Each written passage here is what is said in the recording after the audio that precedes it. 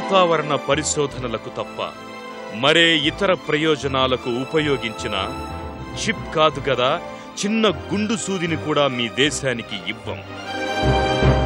Super computer కావాలని భారత్ అమెరికాను అడిగినప్పుడు ఆ దేశం ఇచ్చిన కరుకు సమాధానమిది.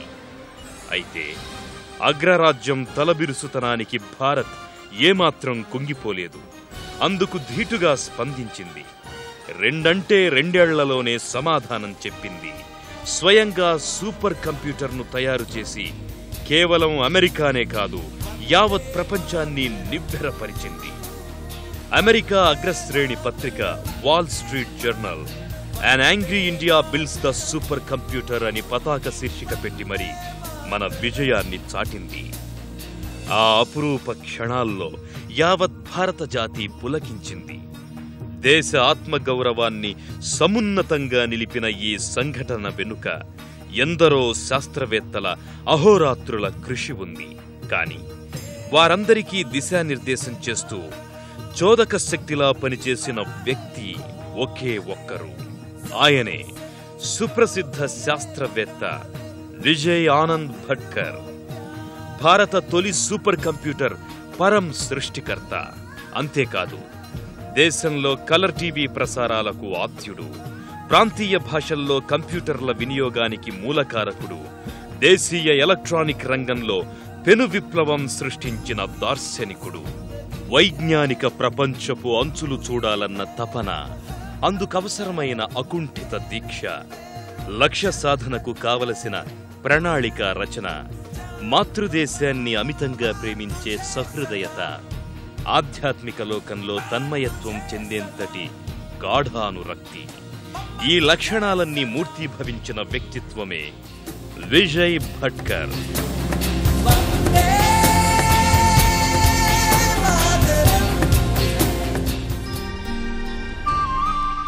విజయ్ భట్కర్ 1946 అక్టోబర్ 11న మహారాష్ట్రలోని అకోలా జిల్లాలోని మురంబా గ్రామంలో జన్మించారు. తల్లిదండ్రులు నిర్మలాతాయి, పాండురంగ, భార్య లలిత్ భట్కర్. వీరి సంతానం సంహిత, నచికేతాస్, తైజాస. నిస్వార్థంగా పనిచేయటం, సత్యశోధనలో నిమగ్నమవడం ఆయన జీవన సూత్రాలు.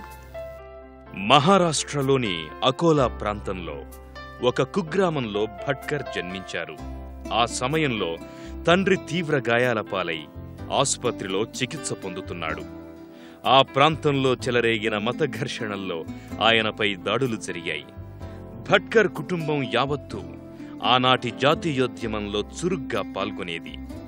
తల్లిదండ్రులే కాదు, నాయనమ్మ, తాతయ్య కూడా విద్యాధికులే. స్వయంగా గాంధీజీతోనే వారికి సన్నిహిత సంబంధాలుండేవి. దేశానికి స్వాతంత్ర్యం వస్తున్న తరుణంలో పుట్టాడన్న సంతోషంతో తల్లిదండ్రులు తమ చిన్నారికి విజయ్ ఆనంద్ అని పేరు పెట్టారు. జాతీయ భావాలతో నిండిన నాటి వాతావరణం భట్కర్ వ్యక్తిత్వానికి దృఢమైన పునాది వేసింది. చిన్నారి భట్కర్ విద్యాభ్యాసం గ్రామంలోని వీధిబడిలో మొదలయ్యింది.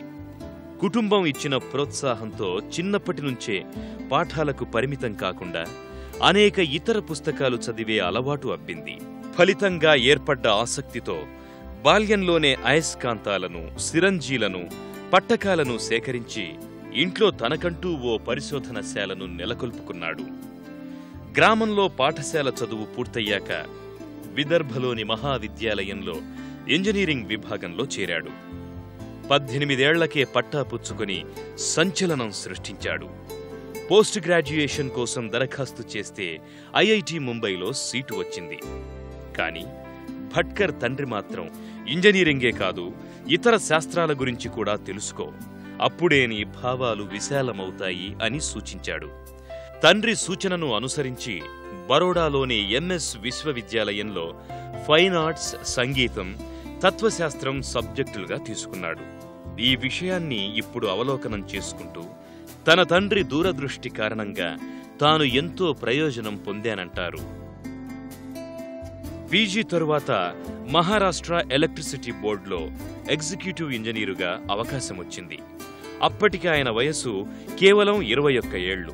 కానీ వైజ్ఞానిక ప్రపంచంలో విహరించాలనుకునే వ్యక్తికి ఆ ఉద్యోగం ఏమాత్రం తృప్తినివ్వలేదు.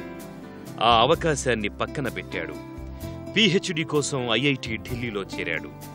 ఇక్కడే భట్కర్ జీవితం కీలకమైన మలుపు తిరిగింది. అప్లికేషన్ ఆధారిత రంగమైన ఇంజనీరింగ్ ఆయనకు సంతృప్తినివ్వలేదు. సైన్స్ లోతుల్లోకి వెళ్లాలన్న తపన చివరికి ఇంజనీరింగ్కే మూలమైన గణిత శాస్త్రం దగ్గరికి తీసుకువెళ్లి నిలిపింది. కాని ఆ రంగంలో తనది ప్రాథమిక స్థాయి పరిజ్ఞానమే. నేర్చుకుందామంటే ఎవరూ లేరు.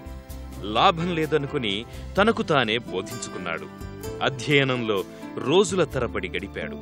ఈ క్రమంలో గణితంలో పీహెచ్డీ చేస్తున్న వాళ్లకు కూడా పాఠాలు చెప్పే స్థాయికి చేరుకున్నాడు. ఇప్పుడు ఆ రోజులను గుర్తు చేసుకుంటూ, అప్పట్లో నేనేం మాట్లాడుతున్నానో నా తోటి ఇంజనీరింగ్ విద్యార్థులకే కాదు, ప్రొఫెసర్లకు అర్థమయ్యేది కాదు అని నవ్వుతారు భట్కర్. నాటి ఐఐటి ఢిల్లీ లైబ్రరీలో ఉన్న 70,000 పుస్తకాల్లో ప్రతిదాన్ని తరచి చూశారు. వివిధ అంశాలపై పరిశోధనా వ్యాసాలు రాసి ప్రచురించారు. ఈ సమయంలోనే అమెరికాలోని ప్రిన్స్టన్ విశ్వవిద్యాలయం ప్రొఫెసర్తో పరిచయమయ్యింది. ఇద్దరూ కలిసి అద్భుత వ్యాసాలు రాశారు. ఆయన ప్రభావంతోనే పీహెచ్డీ తరువాత ప్రిన్స్టన్ వెళ్లి పరిశోధనలు జరపాలని భట్కర్ నిర్ణయించుకున్నారు. కానీ ఆ నిర్ణయం అమల్లోకి రాలేదు. కారణం అప్పటి పరిస్థితులు. అగ్రదేశాల్లో ఎలక్ట్రానిక్స్ రంగం అద్భుతాలు ఆవిష్కరిస్తున్న సమయమది. మన దేశం ఎంతమాత్రం వెనుకబడి ఉండకూడదన్న ఉద్దేశంతో నాటి ప్రధానమంత్రి ఇందిరాగాంధీ చొరవ తీసుకుని ఎలక్ట్రానిక్స్ కమిషన్ను ఏర్పాటు చేశారు. ప్రఖ్యాత శాస్త్రవేత్త విక్రమ్ సారాభాయ్ ఆ కమిషన్కు రూపురేఖలు ఇచ్చే బాధ్యతలను తీసుకున్నారు. చురుకైన యువ పరిశోధకుల కోసం దేశమంతా జల్లెడ పట్టారు. ఐఐటి ఢిల్లీ నుంచి 2 ఎంపికయ్యారు. వారిలో భట్కర్ ఒకరు. దేశాభివృద్ధిలో పాలు పంచుకోవాలన్న ఆరాటం ముందు అమెరికా వెళ్లాలనుకున్న నిర్ణయం వీగిపోయింది. పరిశోధక విద్యార్థి దశ నుంచి భట్కర్ ఉద్యోగ జీవితంలోకి అడుగుపెట్టారు. అప్పుడే దేశంలో ఎలక్ట్రానిక్ కమిషన్ కార్యకలాపాలు ప్రారంభమవుతున్నాయి. ఏదీ అందుబాటులో లేని పరిస్థితి. ప్రతిదాన్ని సొంతంగా తయారు చేసుకుని ముందడుగు వేయాల్సిందే. ఈ సమయంలోనే అమెరికా కంపెనీ ఇంటెల్ తొలి మైక్రో ప్రాసెసర్ని తయారు చేసింది. ఆ పరికరం విశిష్టతను గుర్తించిన భట్కర్ మన విద్యార్థులకు కూడా వివిధ స్థాయిల్లో ఆ టెక్నాలజీని బోధించాలని ప్రతిపాదించారు. కమిషన్ అంగీకరించడంతో అందుకు అవసరమైన పాఠ్య ప్రణాళికలను స్వయంగా తానే రూపొందించారు. ఆయన ప్రయత్నాల వల్లనే చిప్ విజ్ఞానం తొలిసారిగా భారతీయ విద్యార్థులకు అందుబాటులోకి వచ్చింది. అంతేకాదు, కంప్యూటర్ అంటే ఏమిటో దేశ ప్రజలకు తెలియవచ్చింది. శాస్త్ర సాంకేతిక రంగాల్లో ప్రపంచంలోనే భారత్ నెంబర్ 1గా నిలవాలని శాస్త్ర సాంకేతిక సలహా సంఘం భావించింది. ఆ కమిటీ అధ్యక్షులు సిఎన్ఆర్ రావు, ఆ కమిటీ సభ్యులుగా ఉన్న అబ్దుల్ కలాం, రఘునాథ్ మషేల్కర్లు ఆ రోజుల్లో మా యువ శాస్త్రవేత్తలను నిత్యం వెన్నుతట్టి ప్రోత్సహించేవారు. ఫలితంగా అభివృద్ధి చెందిన దేశాలకు దీటుగా భారత్ నిలవాలని రేయింబవళ్లు కష్టపడేవాళ్లం. రాబోయే 10 ఏళ్లలో భారత్ శాస్త్ర సాంకేతిక రంగాల్లో అమెరికా సరసన చేరాలని టార్గెట్ పెట్టుకున్నాం. కొన్ని విషయాల్లో విజయం సాధించాం. నాడు మన దేశంలో ఉన్న పరిశ్రమలు సంప్రదాయ పద్ధతులనే అనుసరిస్తూ ఆధునిక ధోరణులకు ఆమడ దూరంలో ఉండేవి. ఈ లోపాన్ని గుర్తించిన భట్కర్ ఆటోమేషన్ కోసం ప్రణాళికలు రచించారు. అందుకు అనుగుణంగా ఉక్కు, ఎరువులు, సిమెంట్ తదితర భారీ పరిశ్రమలకు అవసరమైన అత్యాధునిక యంత్రాల డిజైనింగ్ జరిగింది. ఈ యంత్రాల రూపకల్పన, తయారీ బాధ్యతలను ఈసీఐఎల్, బిహెచ్ఈఎల్ వంటి సంస్థలు తీసుకున్నాయి. నెమ్మదిగా ఆటోమేషన్ ప్రక్రియ మొదలయ్యింది. కానీ మార్గమధ్యంలో ఎన్నో అడ్డంకులు. ఉద్యోగాలు పోతాయన్న భయంతో కార్మికులు యంత్రాల ఏర్పాటును వ్యతిరేకించేవారు. వారికి మేనేజర్ల మద్దతు కూడా ఉండేది. ఎందుకంటే స్థానికంగా తయారైన యంత్రాలతో సరిగ్గా పని జరగదని, ప్రమాదాలు జరగవచ్చని మేనేజర్లు అనుమానించేవారు. ఈ భయాలను, అనుమానాలను దూరం చేయటానికి భట్కర్ దేశవ్యాప్తంగా అనేక కంపెనీలకు వెళ్లి మాట్లాడి పరిస్థితిని చక్కదిద్దేవారు.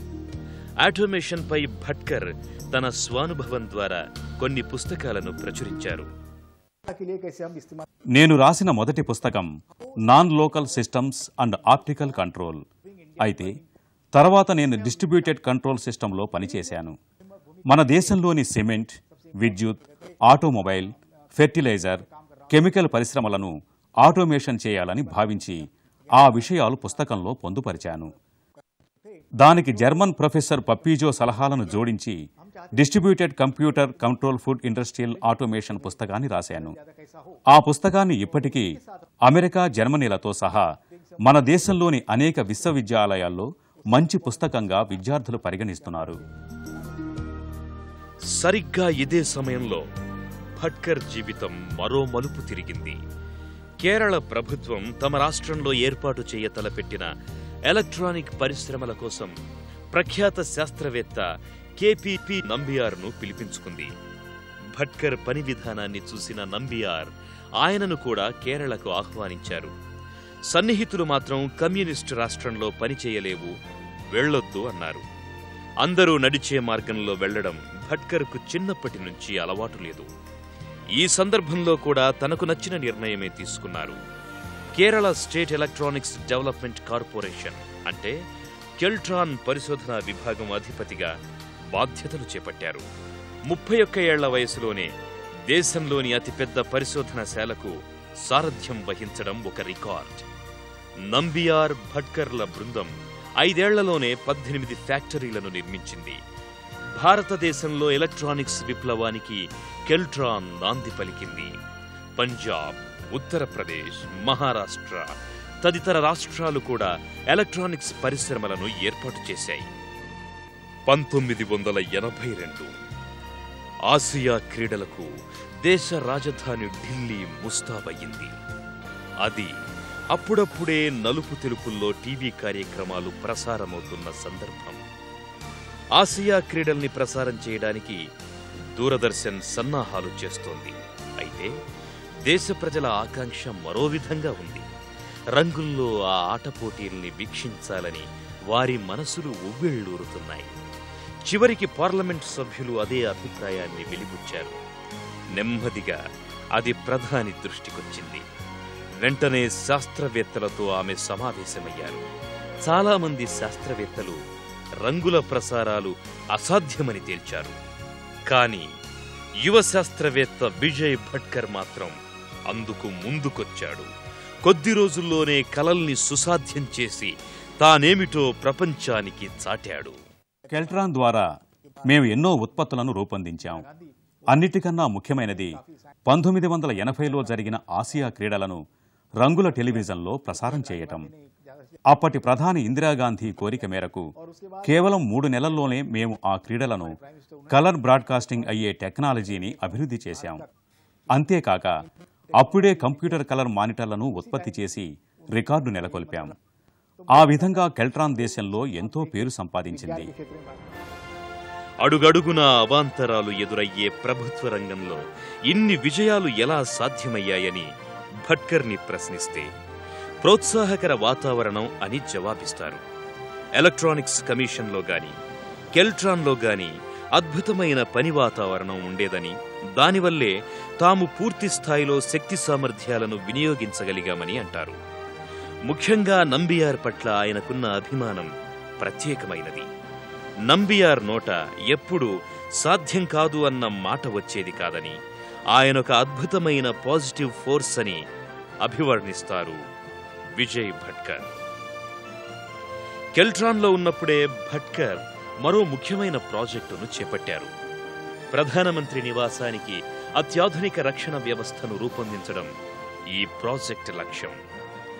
ఇందిరాగాంధీ హత్య జరిగిన నేపథ్యంలో ఇది ప్రారంభమైంది. అత్యంత రహస్యంగా జరిగిన ఈ పని 18 నెలల్లో పూర్తయింది. 1987 ఉన్నత సాంకేతిక పరిజ్ఞానం విషయంలో ఒప్పందం చేసుకోవడానికి ప్రధాని బృందం అమెరికాకు వెళ్ళింది. అప్పటికే నంబియార్ కేంద్ర ఎలక్ట్రానిక్స్ విభాగం కార్యదర్శిగా నియమితులయ్యారు. ప్రధాని వెంట వెళ్లిన బృందంలో ఆయన కూడా ఉన్నారు. సమావేశంలో తమకు సూపర్ కంప్యూటర్ కావాలని భారతీయ అధికారులు అమెరికా ముందు ప్రతిపాదించారు. అమెరికా 2 షరతులతో దానికొప్పుకుంది. 1, అప్పుడున్నది కాకుండా వెనకటి తరం సూపర్ కంప్యూటర్ను ఇవ్వడం. 2, ఆ పాత కంప్యూటర్ను కూడా కేవలం వాతావరణ పరిశోధనలకు మాత్రమే ఉపయోగించడం. ఒక అమెరికా అధికారైతే ఈ షరతులను ఉల్లంఘిస్తే మీ దేశానికి చిప్ కాదు కదా, చిన్న గుండు సూదిని కూడా రానివ్వం అంటూ హుంకరించాడు. అత్యంత అవమానకరమైన ఈ ప్రతిస్పందనతో ప్రధాని అవాక్కయ్యారు. అనంతరం భారత బృందంతో జరిగిన సమావేశంలో సూపర్ కంప్యూటర్ను మనమే తయారు చేయలేమా అని ప్రశ్నించారు. నంబియార్ వెంటనే భట్కర్కు ఫోన్ చేసి సాధ్యమేనా అని అడిగారు. అప్పుడు భట్కర్ చెప్పిన సమాధానం ఆయన ఆత్మవిశ్వాసానికి అద్దం పడుతుంది. మేమింతవరకైతే దాన్ని చూడలేదు, కానీ మీరు నాకు పూర్తి స్వేచ్ఛనిస్తే మాత్రం దాన్ని నిర్మించగలం అన్నారు. వివిధ రంగాల్లో భారత్ ముందుకు సాగాలంటే శాస్త్ర సాంకేతిక రంగాల్లో అభివృద్ధి తప్పనిసరని అప్పటి ప్రధాని రాజీవ్ గాంధీ భావించారు. ఆయా రంగాల్లో విశిష్ట కృషి చేస్తున్న మా శాస్త్రజ్ఞుల బృందంలో నాకు సూపర్ కంప్యూటర్ తయారీ బాధ్యతలను అప్పగించారు. అసలు కంప్యూటర్ కార్యక్రమాల నిర్వహణలో అమెరికా భారత్కు సహాయ నిరాకరణ చేయటం ఎంతో మంచిదైంది. మన వైజ్ఞానిక సంపత్తి ఎంత గొప్పదో ప్రపంచానికి చాటి చెప్పాం. భారతదేశ టెక్నాలజీ చరిత్రలో ఒక కొత్త అధ్యాయం అది. సూపర్ కంప్యూటర్ తయారీ ప్రయత్నాలు మొదలయ్యాయి. భట్కర్ సారథ్యంలో centre for development for advanced computing అంటే సీడాక్ ఏర్పాటయ్యింది. ప్రారంభమైతే జరిగింది, కానీ ఏవీ అందుబాటులో లేని రోజులవి. సాంకేతిక సహకారం, విడిభాగాల కోసం పాశ్చాత్య దేశాలపై ఆధారపడాల్సిందే. అమెరికా నిరాకరణ నేపథ్యంలో ఇతర దేశాలు కూడా ముందుకు రావడానికి తటపటాయించాయి. ఓవైపు ఈ దేశాలను ఒప్పించేందుకు ప్రయత్నిస్తూనే సూపర్ కంప్యూటర్లపై ఉన్న సమస్త సమాచారాన్ని భట్కర్ అధ్యయనం చేశారు. ఈ అవగాహనతో ప్యారలల్ ప్రాసెసింగ్ పద్ధతిలో కంప్యూటర్ను నిర్మించాలని నిర్ణయించారు. సుదీర్ఘ సంప్రదింపుల అనంతరం బ్రిటన్, జర్మనీలు విడిభాగాలను అందించడానికి ఒప్పుకున్నాయి. ఆ అవకాశాన్ని అందిపుచ్చుకొని సీడాక్ శాస్త్రవేత్తలు అహోరాత్రులు శ్రమించారు. ఈ యజ్ఞం 2 ఏళ్ల పాటు కొనసాగింది. 1990లో భట్కర్ బృందం తమ లక్ష్యాన్ని సాధించింది. తొలి దేశీయ సూపర్ కంప్యూటర్ నమూనా సిద్ధమయ్యింది. అదే సమయంలో జ్యూరిచ్లో జరుగుతున్న సూపర్ కంప్యూటర్ల అంతర్జాతీయ ప్రదర్శనకు ఈ నమూనాను తీసుకువెళ్లారు. విశ్వవిఖ్యాత శాస్త్రవేత్తలెందరో అక్కడ ఉన్న కంప్యూటర్లను పరీక్షించారు. బ్రిటన్, జర్మనీ, ఇంగ్లాండ్, ఫ్రాన్స్ తదితర దేశాలను పక్కన పెట్టి మన సూపర్ కంప్యూటర్ 2వ స్థానంలో నిలిచింది. భారతీయుల ప్రతిభను చూసి యావత్ ప్రపంచం నివ్వెరపోయింది. సూపర్ కంప్యూటర్ అంటే తెలియని దేశం 2 ఏళ్లలో దాన్ని సొంతంగా నిర్మించి చూపింది. ఆ మరుసటి సంవత్సరమే భట్కర్ బృందం పూర్తిస్థాయి సూపర్ కంప్యూటర్ను రూపొందించింది. తానేమిటో అగ్రరాజ్యాలకు తెలియచెప్పింది. పరం అంటే సంస్కృతంలో సర్వోత్కృష్టం అని అర్థం. భారతదేశ సంస్కృతిని, చరిత్రను ప్రతిఫలించాలని భట్కర్ తన మానసిక పుత్రికకు ఆ పేరు పెట్టారు. తరువాతి కాలంలో పెరుగుతున్న అవసరాలకు అనుగుణంగా పరంను టెరాఫ్లాప్ స్థాయికి తీర్చిదిద్దారు. అంతరిక్ష పరిశోధనలు, వాతావరణ అధ్యయనం, రక్షణ రంగ ప్రయోగాలు మొదలైన ఎన్నో రంగాల్లో పరం అద్భుతమైన ప్రయోజనాలను చేకూర్చింది. కంప్యూటర్ పరిజ్ఞానం పెద్ద పెద్ద పరిశోధనలకే కాదు, సాధారణ ప్రజానీకానికి కూడా ఎంతగానో ఉపయోగపడింది. సాధించిన దాంతో సంతృప్తి చెందడం భట్కర్ నైజం కాదు. మనల్ని మనం ఎప్పటికప్పుడు మెరుగుపరుచుకుంటేనే ప్రపంచ దేశాలతో పోటీ పడగలం అంటారు. భట్కర్ సూపర్ కంప్యూటర్ను తయారు చేసి అక్కడితో ఆగిపోలేదు. దానికి భారతీయతను జోడించారు. ఆయన కృషి ఫలితంగా మన దేశ ప్రచురణల రంగం విప్లవాత్మకంగా మారిపోయింది. అప్పట్లో కంప్యూటర్తో పని చేయించాలంటే ఇంగ్లీష్తో మాత్రమే సాధ్యం. మరే భాషతోనూ దానికి అనుసంధానం లేదు. ఈ పరిస్థితి ఇలాగే కొనసాగితే భవిష్యత్తులో మన భాషలు బాగా వెనకబడిపోతాయని, దానివల్ల సాంస్కృతికంగా కూడా దేశం వెనకబడుతుందని భట్కర్ ఆలోచించారు. కేంద్ర ప్రభుత్వాన్ని ఒప్పించి సీడాక్ ఆధ్వర్యంలోనే ఇండియన్ లాంగ్వేజ్ టెక్నాలజీ పేరుతో ఒక ప్రాజెక్టును ప్రారంభించారు. దీని కింద భారతీయ భాషల లిపికి కంప్యూటర్ రూపం ఇచ్చే ప్రయత్నాలు మొదలయ్యాయి. భట్కర్ బృందం హార్డ్వేర్ కార్డును, లాంగ్వేజ్ చిప్ను తయారు చేసింది. దీంతో ప్రాంతీయ భాషలను కంప్యూటర్పై కంపోజ్ చేయడం సాధ్యమయ్యింది. ఆధునిక భారతదేశంలో ఇదొక అద్భుతమైన ఆవిష్కరణ. దీని ద్వారా భారతీయ పత్రికల ముఖ చిత్రమే మారిపోయింది. అప్పటి వరకు అచ్చు యంత్రాలపై రూపొందుతున్న పత్రికలు ఈ ఆవిష్కరణతో కంప్యూటర్ మార్గం పట్టాయి. ఒక జీవితకాలం మొత్తానికి సరిపోయే విజయమిది. మన దేశ భాషలను కంప్యూటర్కు అనుగుణంగా రూపొందించాలని అనుకున్నప్పుడు మొదట్లో తెలుగు, తమిళం, గుజరాతీ, బెంగాలీ భాషలను మాత్రమే పరిగణలోకి తీసుకున్నాం. అయితే పరిశోధనలు జరుగుతున్న కొలది ఇతర భాషలను జత చేర్చాం. ఈ విధంగా మొత్తం 10 భారతీయ భాషలను కంప్యూటరీకరించడంలో విజయం సాధించాం. ఇంగ్లీష్లో ఉన్నట్టుగానే ఈ భాషల్లోని అక్షరాలకు అందమైన రూపాలను కల్పించి కీబోర్డులో భద్రపరిచాం. ఇంగ్లీషు రానివారు సైతం వారి సొంత భాషల్లో కంప్యూటర్ను ఉపయోగించుకోవటానికి వీలయ్యేలా తయారు చేశాం. మా పరిశోధన ఫలాలు దేశమంతటా విస్తరించాయి. మాతృదేశాన్ని సాంకేతిక రంగంలో అగ్రభాగాన ఉంచాలన్న తపనతో భట్కర్ జరిపిన కృషి ఫలించింది. సూపర్ కంప్యూటర్ల రంగంలో భారత్ ప్రపంచంలోని 5 అగ్రదేశాల్లో ఒకటిగా నిలిచింది. అనేక ఇతర రంగాల్లోనూ భారత ప్రస్థానం ప్రపంచంలో ప్రత్యేక గుర్తింపు పొందింది. మన దేశం చంద్రమండల యాత్రకు పూనుకుంది. అంగారక గ్రహంపై పరీక్షలు జరుపుతోంది. న్యూక్లియర్ ప్రయోగాల్లో మంచి అభివృద్ధి సాధించింది. Biotechnology, bioscience, nano technology, nano science రంగాల్లో విశేషంగా కృషి చేసి ఫలితాలను సాధిస్తుంది. పెటాఫ్లాప్ కంప్యూటర్ తయారీ దిశగా అడుగులు వేస్తోంది. అభివృద్ధి చెందిన ఎన్నో దేశాలు ఈరోజు భారత శాస్త్ర సాంకేతిక రంగాల పరిశోధనలపైన దృష్టి సారిస్తున్నాయి. ఇది ప్రతి ఒక్క భారతీయుడు గర్వించదగిన అంశం. సూపర్ కంప్యూటర్ల రంగంలో భారత్ను అగ్రదేశాలతో సమాన స్థాయిలో నిలపాలన్న భట్కర్ లక్ష్యం పూర్తయింది. కానీ ఆయన మనసులో మాత్రం ఒక ప్రశ్న మిగిలిపోయింది. సూపర్ కంప్యూటర్ను ఎంత శక్తిమంతంగా తయారు చేసినా 2 ఏళ్లలో దానికి రెట్టింపు సామర్థ్యంతో కొత్తది పుట్టుకొస్తోంది. దీనికి అంతం ఎక్కడ? ఏది అత్యంత శక్తివంతమైనది? ఈ ప్రశ్నలకు సమాధానం కోసం భట్కర్ భారతీయ తత్వశాస్త్రం వైపు మళ్లారు. ఆధ్యాత్మిక లోకంలో సేదదీరారు. మనకు ఆధ్యాత్మికతతో కూడిన సైన్స్ అవసరం. అలాగే సైన్స్ లేని ఏ అంశమైనా గుడ్డిదే. మన దేశంలో విజ్ఞానాభివృద్ధి, ఆధ్యాత్మికత ఒకదానితో ఒకటి పెనవేసుకుని ఉన్నాయి. ఇప్పటి వరకు ఎంతో ప్రగతి సాధించిన మనం వాటిని చెడు కార్యక్రమాల కోసం ఏనాడూ ఉపయోగించుకోలేదు. భవిష్యత్తులో సైతం ఇలాగే ఉండాలని నేను కోరుకుంటాను.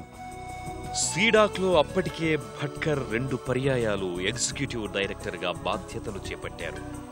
ఇక ఆ తరువాత మరోసారి కొనసాగడం ఇష్టం లేక బయటకొచ్చేశారు. అయితే సాంకేతికంగా ఎంత అభివృద్ధి సాధిస్తున్నా అసంఖ్యాక ప్రజానీకం అజ్ఞానాంధకారంలో ఉండటం ఆయన హృదయాన్ని కలచివేసింది.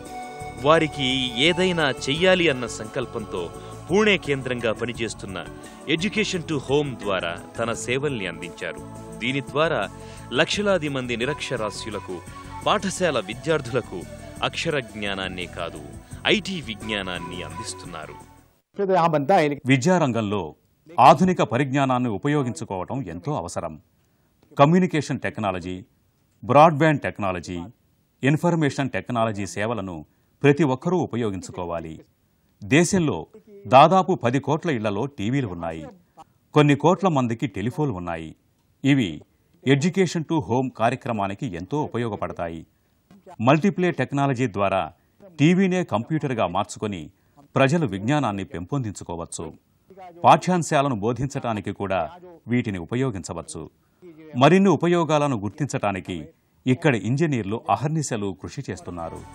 ప్రస్తుతం భట్కర్ డిష్నెట్ డిఎస్ఎల్ చైర్మన్ గా ఇంటర్నెట్ విప్లవంలో చురుగ్గా భాగస్వామ్యం వహిస్తున్నారు. అలాగే అనేక విద్యా సంస్థల ద్వారా విద్యార్థులకు ఐటీ విజ్ఞానాన్ని అందచేస్తున్నారు. ఆధ్యాత్మికత, విజ్ఞానం చట్టాపట్టాలు వేసుకుని వెళ్లాలని భావించే భట్కర్ షిరిడీ వంటి పుణ్యక్షేత్రాలను అత్యాధునిక టెక్నాలజీ సాయంతో ఆధునీకరించే ప్రయత్నాలను చేపట్టారు. తమ తరం ప్రారంభించిన టెక్నాలజీ విప్లవం ఒక ఒరవడిలా ముందుకు సాగుతూనే ఉండాలన్నది ఆయన లక్ష్యం. భట్కర్ సాధించిన విజయాలకు గుర్తుగా ఎన్నెన్నో అవార్డులు, పురస్కారాలు ఆయన్ను వరించాయి.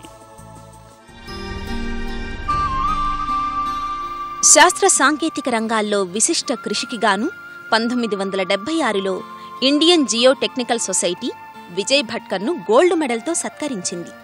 ఎలక్ట్రానిక్స్ రంగాల్లో పరిశోధనలకు 1983లో federation of Indian chamber of commerce industry FICCI ప్రత్యేక పురస్కారంతో గౌరవించింది. 1992లో electronics component industries association electronics man of the ఇయర్గా గుర్తించింది. అదే ఏడాది institution of electronics and telecommunications engineers సంస్థ నుంచి రామ్లాల్ వాధ్వా గోల్డ్ మెడల్ అందుకున్నారు. శాస్త్ర సాంకేతిక రంగాల్లో విజయ్ భట్కర్ విశేష కృషికి 1995-96 సంవత్సరానికి హెచ్కే ఫిరోదియా అవార్డు పొందారు. విద్యా ప్రపంచంలో భట్కర్ విశిష్ట సేవలకు 1996లో పూణే ప్రైడ్ అవార్డు ఆయన్ను వరించింది.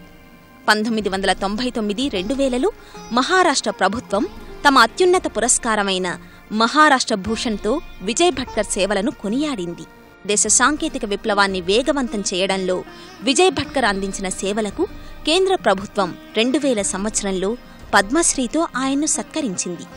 అదే ఏడాది ఎలక్ట్రానిక్స్ అండ్ ఇన్ఫర్మేషన్ రంగాల్లో భట్కర్ కృషికి గుర్తింపుగా ఓం ప్రకాష్ భాసిన్ ఫౌండేషన్ అవార్డు లభించింది. భవిష్యత్తులో భారత్ నంబర్ 1 దేశంగా ఎదుగుతుందని భట్కర్ నమ్మకం.